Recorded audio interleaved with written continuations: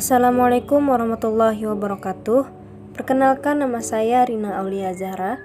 Pada kesempatan kali ini saya akan menjelaskan tentang hukum perjanjian. Jadi di sini ada dua pengertian.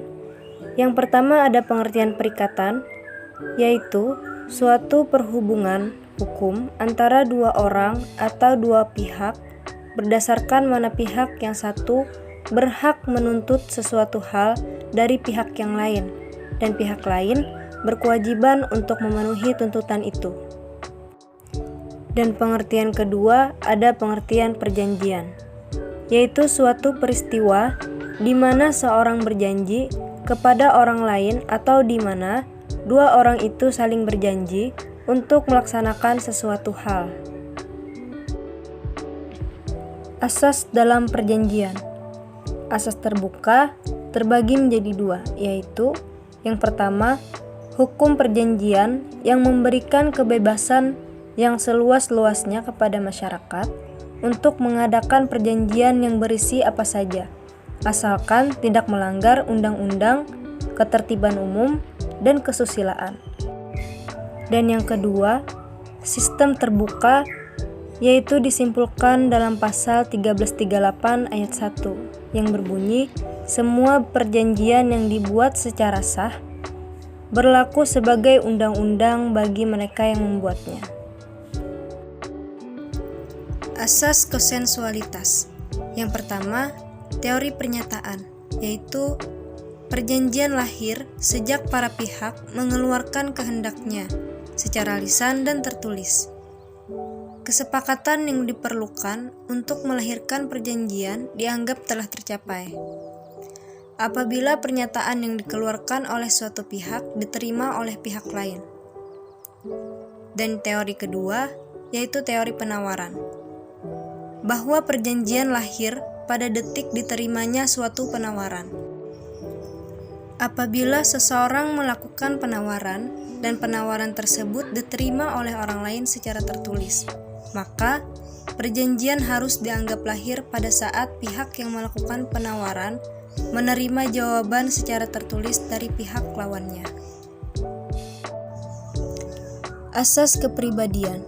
Yang pertama, suatu perjanjian diatur dalam pasal 1315 KUH Perdata yang menjelaskan bahwa tidak ada seorang pun yang dapat mengikatkan dari atas nama sendiri atau meminta ditetapkannya suatu janji, melainkan untuk dirinya sendiri. Yang kedua, suatu perjanjian hanya meletakkan hak-hak dan kewajiban-kewajiban antara pihak yang membuatnya dan tidak mengikat orang lain atau pihak ketiga. Kemudian ada syarat-syarat sahnya suatu perjanjian. Ada 4 syarat dalam pasal 1320 KUH Perdata. Syarat subjektif. Yang pertama, sepakat untuk mengikatkan dirinya. Kedua, cakap untuk membuat suatu perjanjian. Kemudian syarat objektif. Pertama, mengenai suatu hal tertentu. Kedua, suatu sebab yang halal. Orang yang tidak cakap dalam pasal 1330 KUH Perdata. Pertama, orang-orang yang belum dewasa. Kedua, mereka yang ditaruh di bawah pengampun. Yang ketiga, mereka yang telah dinyatakan valid. Dan yang terakhir keempat adalah orang yang hilang ingatan. Fungsi unsur dan bagian perjanjian. Unsur perjanjian, aspek kreditur atau disebut aspek pasif terdiri dari 3. Pertama, hak kreditur untuk menuntut supaya pembayaran dilaksanakan. Kedua, hak kreditur untuk menggugat pelaksanaan pembayaran. Yang ketiga, hak kreditur untuk melaksanakan putusan hakim. Kemudian aspek debitur atau aspek pasif terdiri dari 3. Pertama, kewajiban debitur untuk membayar utang. Kedua, kewajiban debitur untuk bertanggung jawab terhadap gugatan kreditur. Yang terakhir, kewajiban debitur untuk membiarkan barang-barangnya dikenakan sitaan eksekusi. Bagian dari perjanjian. Asensilia adalah bagian-bagian dari perjanjian yang tanpa bagian ini, perjanjian tidak mungkin ada. Harga dan barang adalah asensilia bagi perjanjian jual-beli.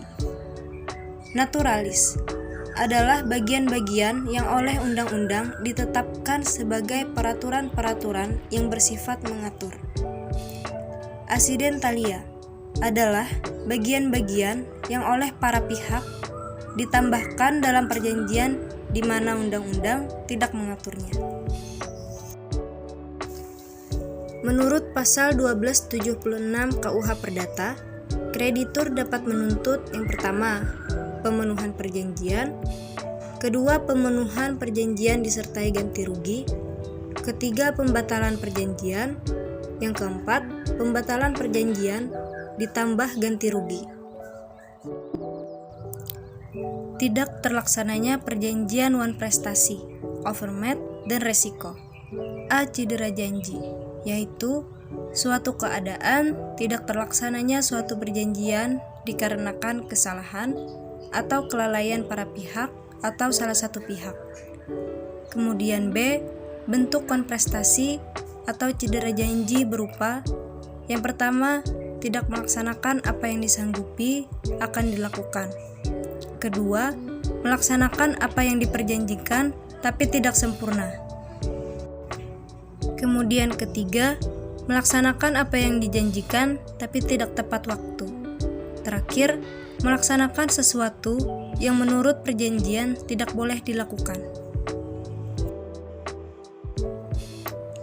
Kemudian ada overmat. Overmat adalah suatu keadaan yang terjadi setelah dibuatnya persetujuan yang menghalangi debitur untuk memenuhi presentasinya, di mana debitur tidak dapat dipersoalkan dan tidak harus menanggung resiko serta tidak dapat menduga pada waktu persetujuan dibuat. Overmat menghentikan perikatan dan berakibat yang pertama, kreditur tidak lagi dapat meminta pemenuhan prestasi. Kedua, debitur tidak lagi dapat dinyatakan lalai dan karenanya tidak wajib membayar ganti rugi. Ketiga, resiko tidak beralih kepada debitur. Terakhir, kreditur tidak dapat menuntut pembatalan pada perjanjian timbal balik. Resiko. Resiko adalah kewajiban memikul kerugian yang disebabkan karena suatu kejadian di luar kesalahan salah satu pihak. Pertama, resiko pada perjanjian sepihak. Resiko ditanggung oleh kreditur dan debitur tidak wajib memenuhi prestasinya. Kedua, resiko pada perjanjian timbal balik, yaitu perjanjian timbal balik di mana salah satu pihak tidak dapat memenuhi prestasi karena overmat, maka seolah-olah perjanjian itu tidak pernah ada. Dan terakhir, hapusnya perjanjian.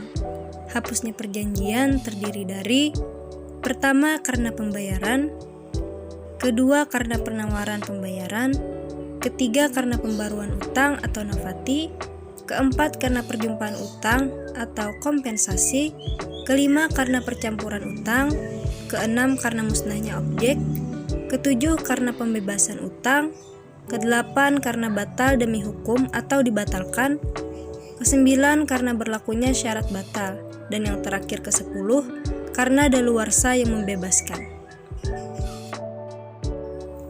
Demikian penjelasan dari saya ucapkan terima kasih.